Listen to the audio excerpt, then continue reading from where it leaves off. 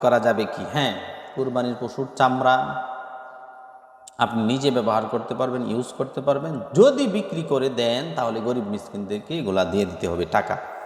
12 নম্বর প্রশ্ন, কুরবানি কার উপর ওয়াজিব? কুরবানি যার উপরে ওয়াজিব সে যদি কুরবানি না করে তাহলে কি গুনাহগার হবে?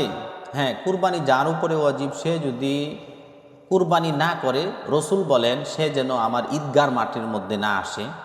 সর্বোপরি তার উপরে কুরবানি ওয়াজিব। ওয়াজিব তরফ করলে যেই গুনাহ তার আমল নামার মধ্যে সেই গুনাহ বর্তানো হবে। 14 কত নম্বর প্রশ্ন? 13 নম্বর প্রশ্ন, বেনামাজির সাথে কুরবানি যাবে কি? 13 নম্বর প্রশ্ন, বেনামাজির সাথে কি কুরবানি করা যাবে?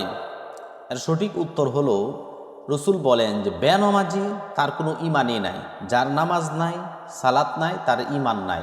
সুতরাং যেই লোকটার ইমান নাই তার সাথে কি কুরবানি চলবে? এই জন্য